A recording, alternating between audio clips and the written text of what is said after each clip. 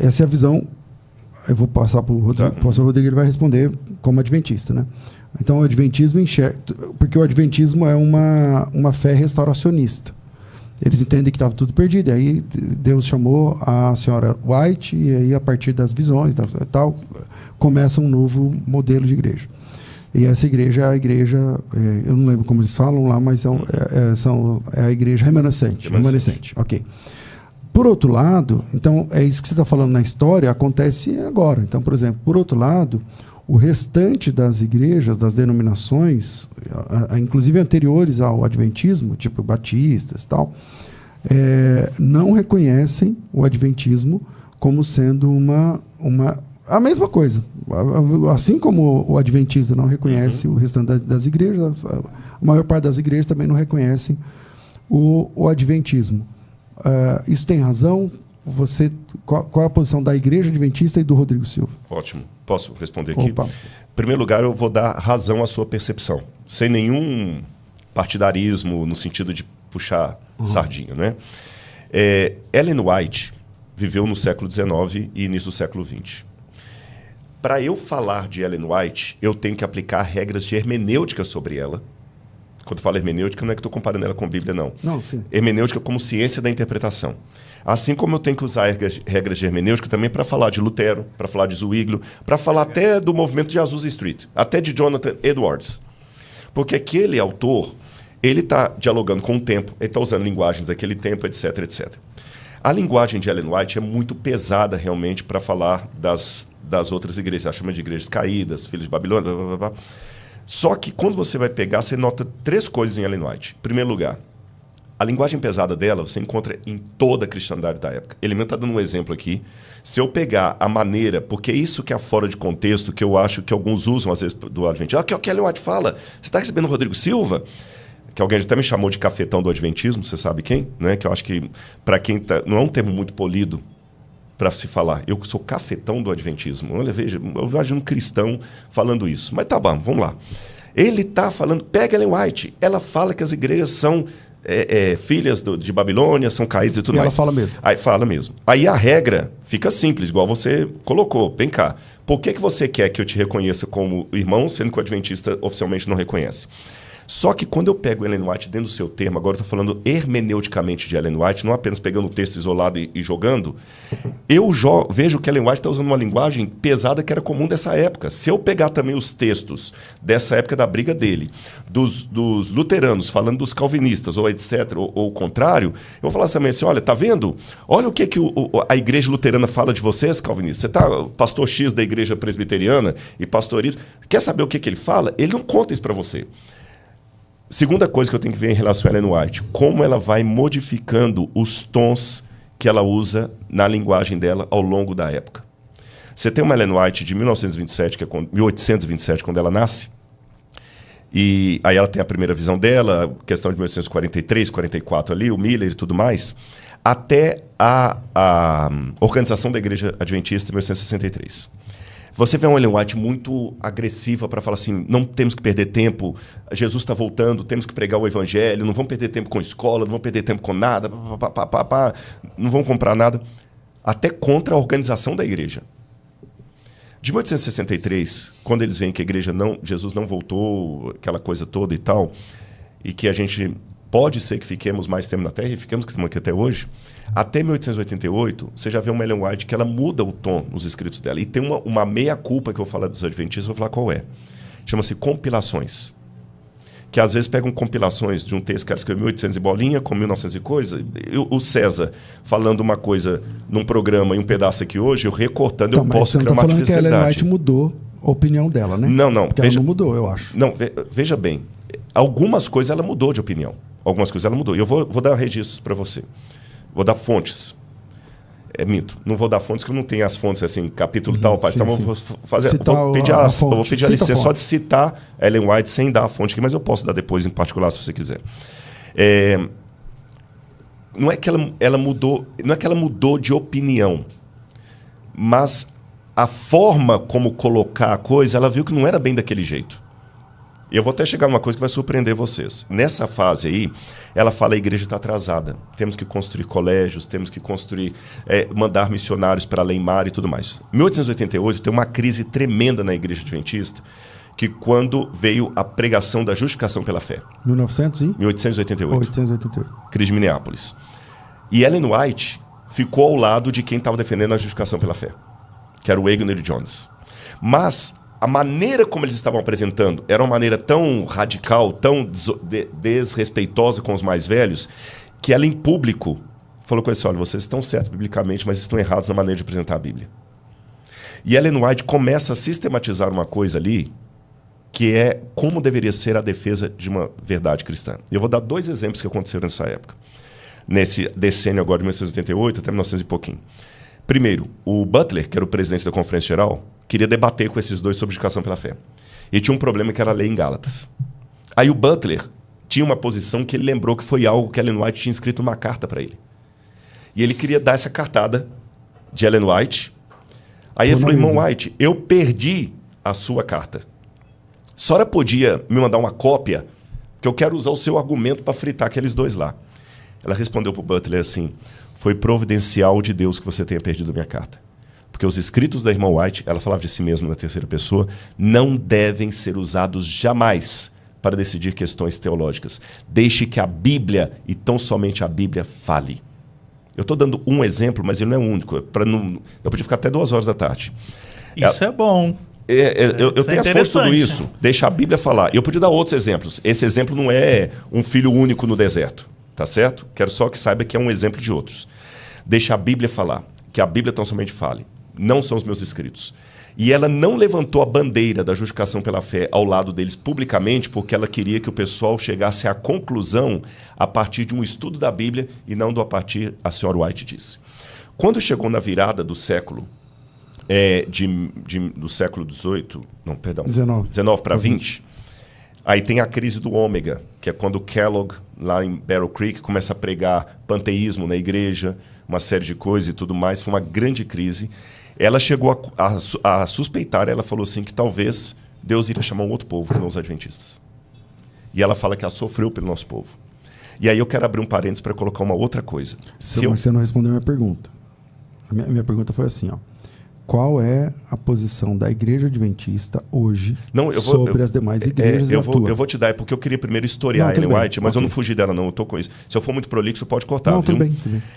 Eu vou chegar nela. Aí, nessa época, 2 coisas importantes. A Sora White falou, ela pediu o grande conflito de volta, que já estavam gastos os tipos da época. Falou assim: a gente tem que reescrever essa linguagem, está muito pesada. Não é dessa forma que vamos atacar as pessoas e tudo mais e tal. Papistas tinha uma maneira muito dura para falar do papado. Tanto é que hoje existem alguns movimentos dissidentes do adventismo que nos acusam de adulterar o livro de Ellen White, porque falam que o grande conflito original foi o antes da revisão, aí, que é o grande conflito pesado. Que a gente está amaciando a linguagem para os católicos, a gente está sendo acusado disso. Então, mas essa Ellen White que você está falando parece não ser conhecida do próprio adventismo. Não, eu concordo. Aqui, os meus irmãos adventistas que estão assistindo, eles têm que aprender isso. Veja bem, eu creio, não vou vergonhar no seu evangelho de falar isso aqui, no seu programa, já falei isso no privado para você. Não, fique em paz. Eu não, e a gente conversa muito numa boa. Para mim, Ellen White recebeu o dom de profecia. Eu posso depois dissertar o porquê disso. Mas só para não fugir do assunto, deixar bem claro, eu sou adventista do 7º dia, eu creio que ela recebeu o dom de profecia. Eu só estou apresentando uma Ellen White histórica que eu admito para você. Tanto dentro de alguns fóruns adventistas, quanto no mundo exterior, não é a Ellen White que é apresentada.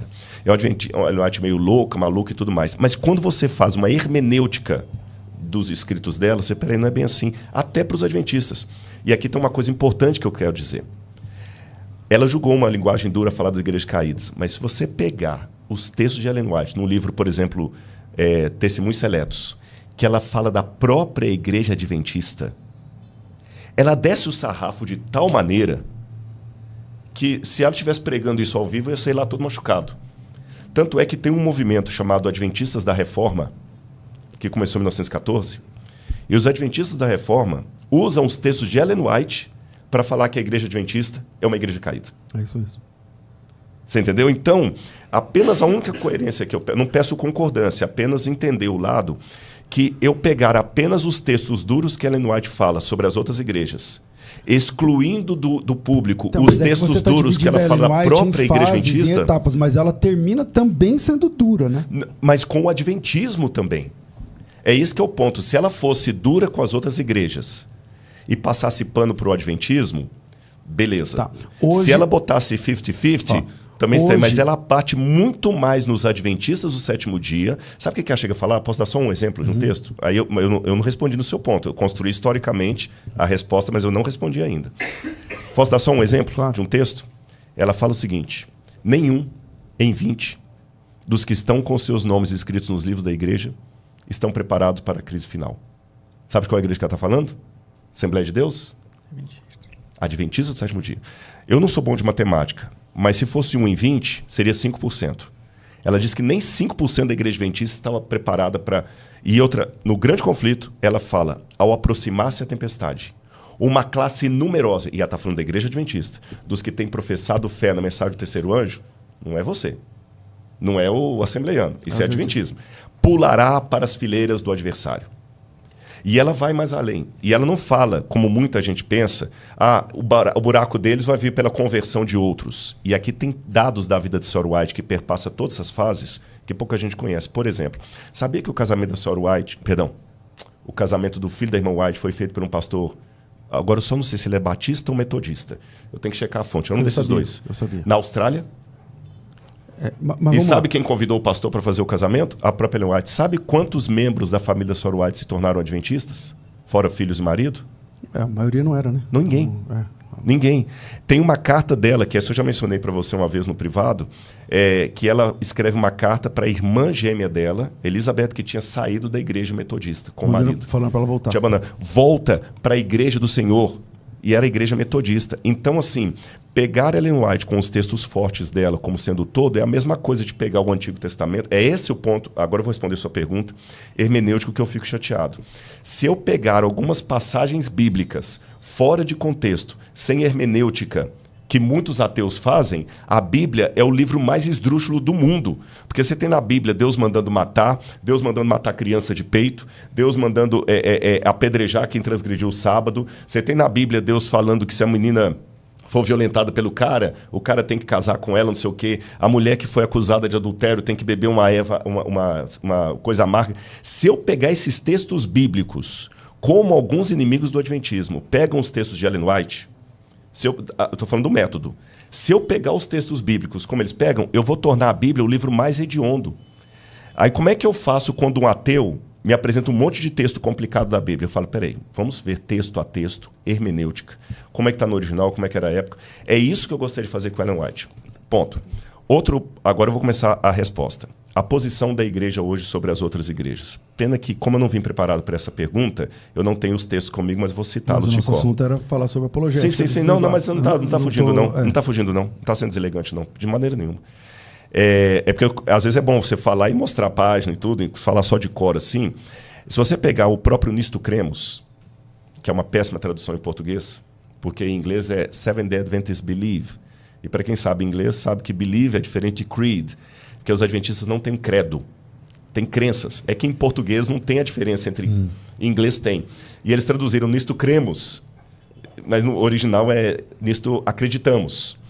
Você tem lá que Mateus 24:14, e será pregado o evangelho do reino, é um chamado para todas as igrejas cristãs que têm missionários ao redor do mundo. Isso em português? Em português, inclusive. Depois você me cobra... Eu te mando você está falando... Okay. E isso está não só no Nisto Cremos, como em declarações oficiais da igreja, manual da igreja e tudo mais. A igreja adventista quer cooperar com outros para a pregação do evangelho. Outro detalhe, nunca é dito que a pessoa vai ter que se tornar adventista para ser salvo, mesmo na época do decreto dominical. Não existe isso. Na época do decreto dominical, talvez nem vai existir igreja. O que vai ter na época do decreto dominical é um povo sendo perseguido pelo anticristo. Eu vou usar a linguagem mais geral agora, que talvez nem vão estar presos à CNPJ. Estou usando uma linguagem rodriguiana, mas que está de acordo com os documentos da igreja. Agora, qual que é o problema? Que aí, para ser honesto na sua resposta, eu tenho que falar o lado bonitinho da igreja, não tenho que falar o lado feio também. Qual que é o lado feio? Nós não temos na Igreja Adventista a teologia whiteana, como você tem teologia wesleyana, teologia luterana, teologia calvinista. O próprio nome já indica teologia calvinista, porque são os pensamentos de Calvino pela Bíblia, luterana. A Igreja Adventista nunca teve teologia whiteana, no seminário não tem essa cadeira. Mas existem, sim, grupos de adventistas, que sim, eu vou estar sendo um hipócrita se eu não admitir isso, que colocam Ellen White em pé de igualdade com a Bíblia ou até superior à Bíblia. Existe isso sim.